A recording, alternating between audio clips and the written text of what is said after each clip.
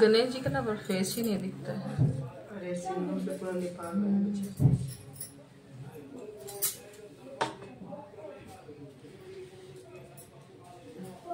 कितना अच्छा स्मेल आ रहा है।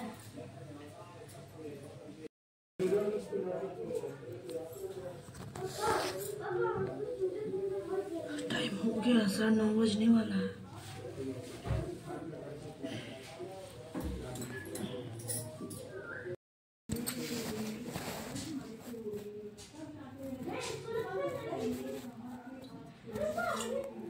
ये है हमारी पूजा की थाली गणेश चौथ की, जिसमें है रोली, अक्षत, पैसा, सुपारी, फूल, दुर्वा, पान और मौली।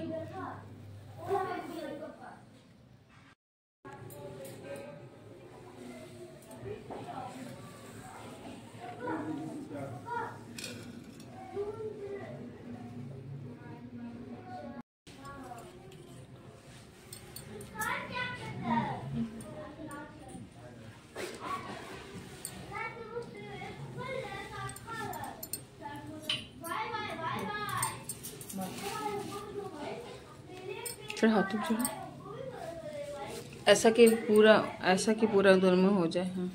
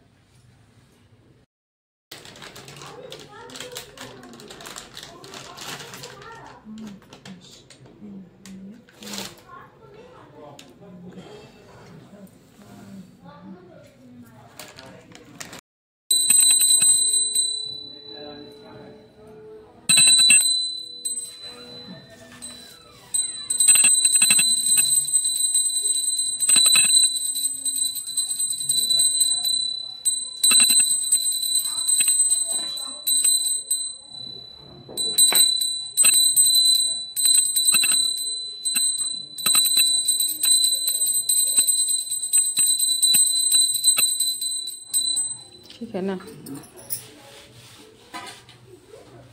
पान चढ़े, पान चढ़े, फूल चढ़े और चढ़े में ऐसे गिलोरी बना देना इसका।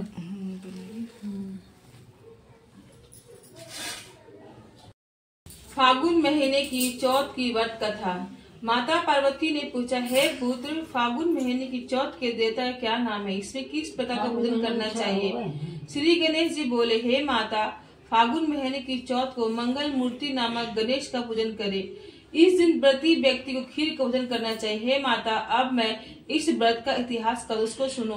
प्राचीन काल में एक राज्य विष्णु शर्मा नाम ब्राह्मण रहता था। उसके 7 पुत्र थे। समय बीतते बीतते उसके समस्त पुत्र युवा हो गए तो बड़े 6 पुत्रों का विवाह हो गया, जिससे वह सुखपूर्वक अपना जीवन यापन करने लगा। केवल सबसे छोटे 7वें पुत्र का विवाह नहीं हो पाया था। वह 7वां पुत्र अत्यधिक धार्मिक और सज्जन था। वह ब्राह्मण प्रत्येक वर्ष फागुन महीने की चौथ पर व्रत किया करता था।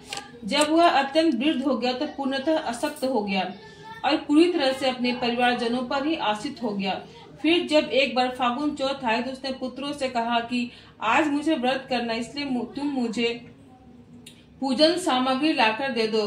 बड़े 6 पुत्रों ने इससे इनकार कर दिया, लेकिन सबसे छोटे पुत्र तुरंत ही पूजन सामग्री लाकर दे दिया। उस पुत्र ने ही अपने पिता को सहारा दिया और उनको पूजन करने में सहयोग दिया। छोटे पुत्र की सेवा से भगवान श्री गणेश अत्यंत प्रसन्न हो गए। उनकी प्रेरणा से उनके राज्य के राजा ने घोषणा की कि राज्य के समस्त अविवाहित और शिक्षित युवक कल प्रातः उसके महल प्रांगण में उपस्थित हो जाएं। जब राजकीय हाथी के सूंड में एक माला दे दी जाएगी और हाथी वह माला जिस भी युवक के गले में डाल देगा उसी युवक से राजकुमारी का विवाह किया जाएगा और वही युवक राज्य का उत्तराधिकारी होगा। इस घोषणा के सुनकर अनेक युवक अगले दिन महल के प्रांगण में पहुंच गए। वह 7वां पुत्र वहां पहुंच गया। तब निश्चित समय पर हाथी वहां लाया गया। उसने अपनी सूंड की माला उस 7वें पुत्र के गले में डाल दी। इस प्रकार से उस 7वें पुत्र का विवाह राजा की बेटी से हो गया। इस प्रकार से वह सुखपूर्वक अपना जीवन यापन करने लगा। इस प्रकार से अपने वृद्ध पिता की सेवा करने के उपरांत उस 7वें पुत्र भगवान गणेश की कृपा हुई और सुखपूर्वक जीवन व्यतीत करके अंत में मोक्ष को प्राप्त हुआ। हे गणेश जी, जैसे तुमने उस पर कृपा की वैसे हम पर करना, हमें भी सदमार्ग में प्रेरित करना। बोलो भगवान श्री गणेश जी की जय। भारत माता की जय। बंद कर दो। हाथ पे हाथ धो लो कम से कम, पानी छीट लो।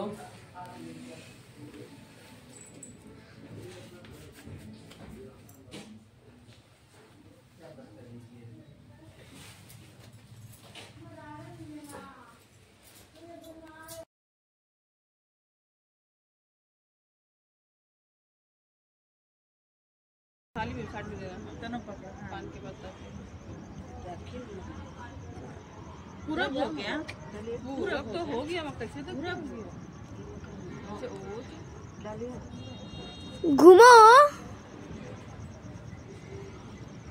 पहले तुम ऐसे आप दोनों हाथ से पकड़।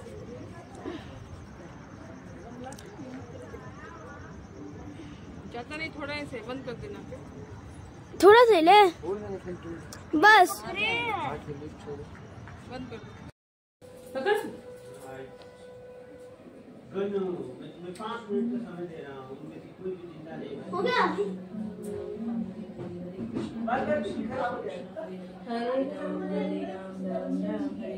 अरे बाप जल्दी करो यार। क्या बेटा? चलो